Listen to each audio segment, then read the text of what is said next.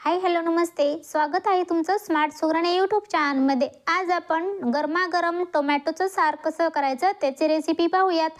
अगदी झटपट होणारी ही रेसिपी आहे। हे सार बनवायला तर खूपच सोपं असं आहे आणि भाताबरोबर तर हे खूपच छान लागतं। संध्याकाळी स्वयंपाकाचा कंटाळा आला असेल किंवा भाजीला जर काही नसेल तर तुम्ही अशा प्रकारे टोमॅटोचं सार नक्की बनवून पहा। टोमॅटो न वापरता अगदी झटपट होणारी ही रेसिपी आज आपण बनवणार आहोत। चला तर वेळ न घालवता टोमॅटोचं सार बनवायला सुरुवात करूया। टोमॅटोचं सार बनवण्यासाठी इथे मी 7 टोमॅटो एकदम पिकलेले घ्यायचे आहेत। अशा प्रकारे लाल रंगाचे टोमॅटो घेतल्यामुळे साराला रंग पण खूप छान येतो आणि टेस्ट पण खूप छान येते। त्यानंतर त्यामध्ये कांदा, लसूण, अद्रक, खोबरे, कढीपत्ता, हिरवी कोथिंबीर घ्यायची आहे। वाटण बनवण्यासाठी 2 चमचे धने घेतलेले आहेत, 1 चमचा जिरी, 1 चमचा बडीशेप, अर्धा चमचा ओवा, 7 ते 8 काळी मिरी आणि 2 लाल सुक्या मिरच्या घेतलेल्या आहे।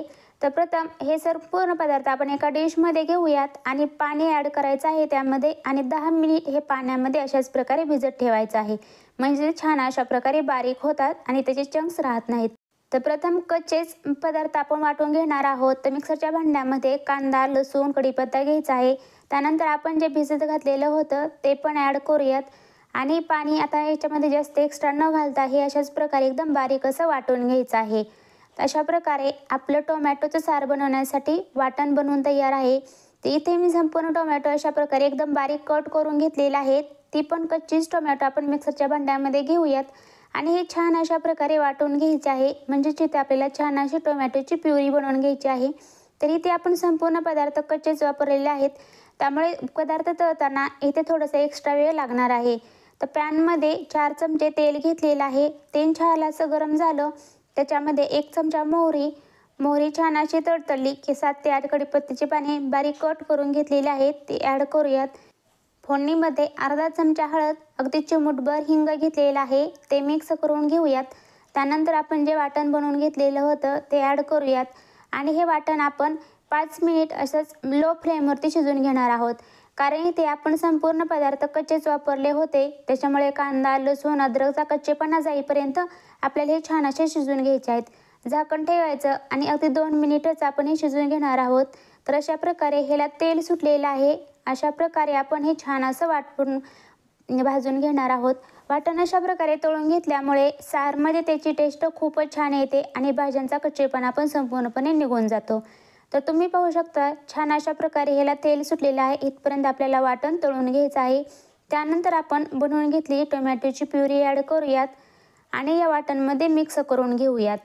तर इथे आपण एकदम लाल टोमॅटो वापरली होती। टोमॅटो वापरताना ती पिकलेली वापरल्यामुळे ह्या भाजीची टेस्ट खूपच छान येते आणि रंग पण खूपच छान येतो। त्यानंतर ह्याच्यामध्ये चवीप्रमाणे मीठ ॲड करूयात आणि मिक्स करून घेऊयात। तर इथे आपण कच्चीच टोमॅटो वापरली होती, त्याच्यामुळे टोमॅटोचा कच्चेपणा जाईपर्यंत आपल्याला हे शिजवून घ्यायचे आहेत।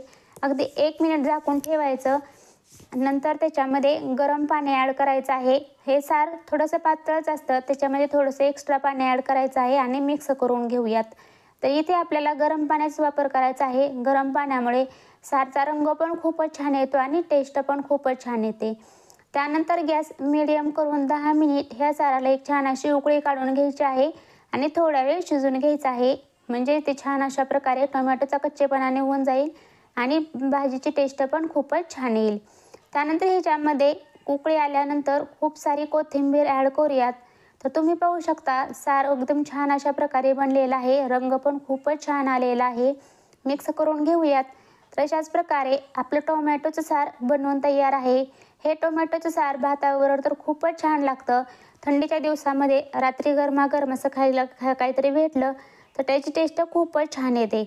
घरामध्ये भाजीला काही नसेल किंवा रात्रीचा स्वयंपाकाचा खूपच कंटाळा आलाय, त्यावेळेस अगदी झटपट होणारी ही टोमॅटोची सारची रेसिपी तुम्ही घरी नक्की बनवून पहा। कशी झाली हे कमेंट करून सांगायला विसरू नका। रेसिपी आवडल्यास रेसिपीला लाईक करा, शेअर करा आणि चॅनलला सबस्क्राईब केलं नसेल तर जरूर सबस्क्राईब करा। त्याचबरोबर शेजारी बेल आयकॉन क्लिक करा, म्हणजे मी अशा नवनवीन रेसिपी टाकत असते त्याचं नोटिफिकेशन सर्वात प्रथम तुम्हाला मिळेल, म्हणजे तुम्ही माझी कोणतीच रेसिपी मिस नाही करणार। तर तुम्ही पाहू शकता या सारचा रंग तर खूपच सुरेख आलेला आहे।